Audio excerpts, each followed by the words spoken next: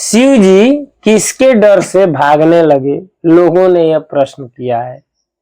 लोग ये कहते हैं कि एक बार की बात है, शिव जी भागने लगे, एक असुर उनके पीछे पड़ गया था। वो क्यों असुर के डर से भागने लगे? मित्रों, हम इसी प्रसंग में आज बात करेंगे। मित्रों, एक समय की बात है, वृकासुर नामक एक असुर था। वह जो है बहुत अहंकारी था और आतताई भी था। एक बार वह जो है शक्ति पाने के लिए वह इतना बड़ा जिद कर दिया कि शिव जी की घोर तपस्या करने लगा। बहुत वर्षों तक तपस्या करने लगा। शिव जी तो जानते थे इसके मन की बात कि यह असुर जो है कुछ ना कुछ गलत ही मांगेगा। भगवान ने बहुत परीक्षा लिया, लेकिन वह जो है इतना जिद्दी था कि हर एक परीक्षा में पास हुआ। और शिव जी तो भोलेनाथ है, वो सबसे जल्दी भी प्रसन्न हो जाते हैं। तो वह वृकासुर के सामने भगवान शिव प्रकट हुए। जब भगवान भोलेनाथ जो है प्रकट हुए तो कहे कि वृकासुर, तुम वर मांगो, तुम्हें क्या चाहिए? जब आंखें खोला तो सामने महादेव शंकर थे। शिव जी को देखकर बहुत प्रसन्न हुआ। वह कहा, भगवान आप हमें अमरत्व का वरदान दीजिए, हमें अमर बना दीजिए। शिव जी ने कहा, नहीं नहीं, ये कभी नहीं हो सकता। जिसका जन्म हुआ है उसका मृत्यु निश्चित है, यह जो है विधि का विधान है। वो कहा, नहीं भगवान, हमारा उद्देश्य यही था कि हम आपके तपस्या इसीलिए कर रहे थे कि हम जो है अमरत्व को प्राप्त करना चाहते हैं, मृत्यु पे विजय प्राप्त करना चाहते हैं। लेकिन भगवान ने कहा, नहीं नहीं, भोलेनाथ ने कहा, नहीं वृकासुर, ये कभी नहीं हो सकता। मैं तुम्हें ये वर नहीं दे सकता, क्योंकि जिसकी जन्म होता है उसकी मृत्यु भी निश्चित है। मैं ये वर नहीं दे सकता, दूसरा वर मांग सकते हो। बहुत हठ किया, बहुत प्रयत्न किया, लेकिन भगवान ने कहा, नहीं, ये वर मैं नहीं दे सकता, क्योंकि यह जो है विधि के विधान के खिलाफ है। तब वृकासुर ने कहा, भगवान मुझे तब ऐसा मुझे वर दीजिए कि मैं जिसके सर पे हाथ रखूं वह जलकर भस्म हो जाए। भगवान ने कहा, तथास्तु, ऐसा ही होगा, ऐसा ही होगा। वह असुर कहने लगा कि ठीक है भगवान, क्या मैं अब किसी जिसके ऊपर हाथ रख दूंगा वह जलकर भस्म हो जाएगा? भगवान ने कहा, हाँ हाँ बिल्कुल। जब वह, उसका नाम तो वृकासुर था, लेकिन लोग उसको भस्मासुर भी कहते हैं, क्योंकि वह जिसके सर पे हाथ रखता था वह जलकर भस्म हो जाता था। जिसके सर पे हाथ रख दे वह जलकर भस्म हो जाए, इसलिए उसको भस्मासुर भी कहा जाता है। जब भगवान ने वर दे दिया तो उसने कहा, भगवान क्या ये बातें सत्य है कि मैं किसी के ऊपर हाथ रख दूंगा तो जल जाएगा? तो कहा, बिल्कुल, जिसके ऊपर तुम हाथ रख दोगे। तो वृकासुर ने कहा, ठीक है भगवान, मैं आप ही पे ट्राई करता हूं, मैं कहां जाऊं? भाई वहां तो शिव जी थे और ये था, एकांत में तपस्या कर रहा था, उसे तो प्रमाण चाहिए। तो कहा, भगवान अब मैं कहां जाऊं, आप ही पे ट्राई कर लेता हूं। जब ये कहा तो शिव जी तो भाई लगे भागने, ये लगा दौड़ाने। शिव जी अपने ही जाल में फंस गए। वो कहे, अरे भाई ये कैसा भक्त मिला, और लगे भागने और ये लगा दौड़ाने। शिव जी आगे आगे, वृकासुर पाछे पाछे। शिव जी जहां जाए पीछे, वृकासुर भी पीछे पड़ गया। शिव जी विचार कर रहे हैं, ये तो गलत भक्त से पाला पड़ा है। हम सोचे थे कि इसे मैं कुछ दे दूंगा, ये मूर्ख जो है मेरे जान के पीछे पड़ गया है। शिव जी भागते रहे, भागते रहे, वृकासुर पीछा नहीं छोड़ा।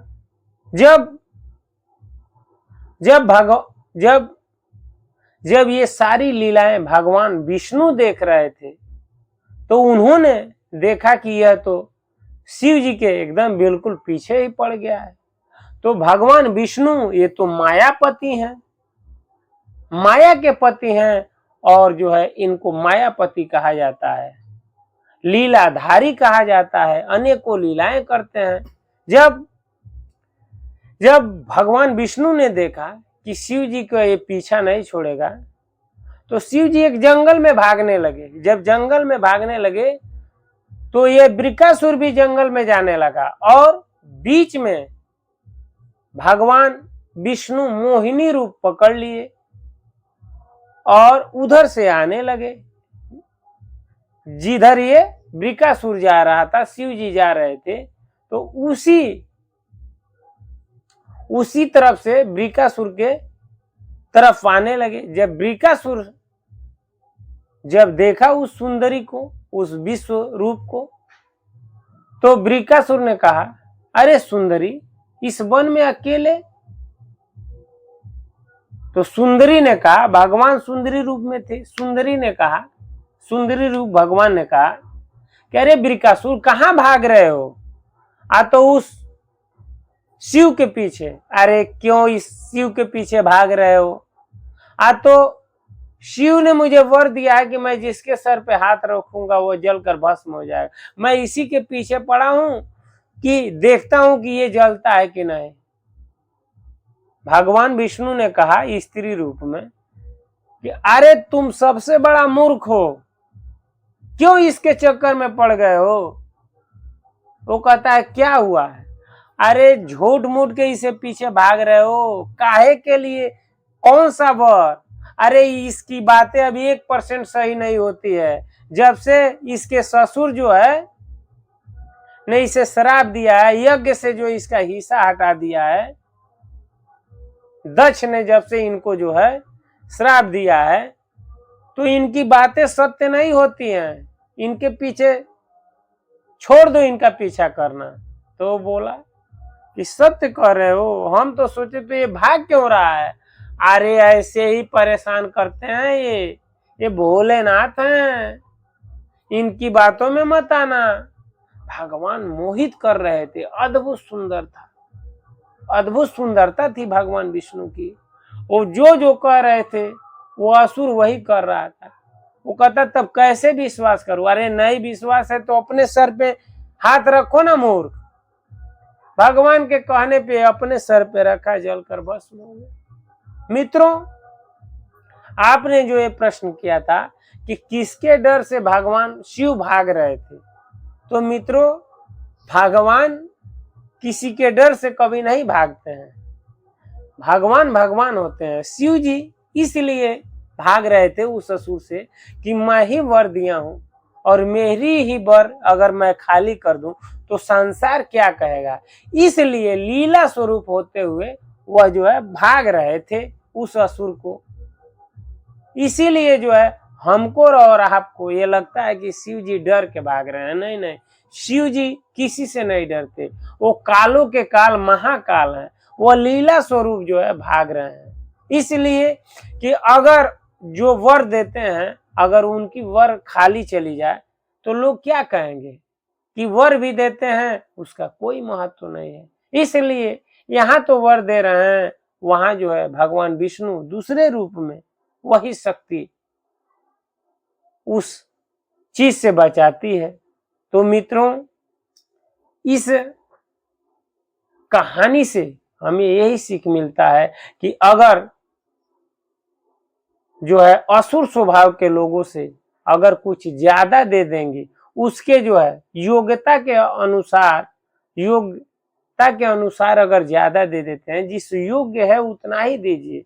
अगर उसे योग्यता है उससे अधिक अगर दे दीजिए तो वह जो है तूफान ला देगा। जैसे नदियों में थोड़ी सी पानी आती है तो मर्यादा छोड़ देता है, लेकिन समुद्र जो है हजारों नदियां उसमें गिरती हैं, लेकिन वो अपनी मर्यादा नहीं तोड़ता है।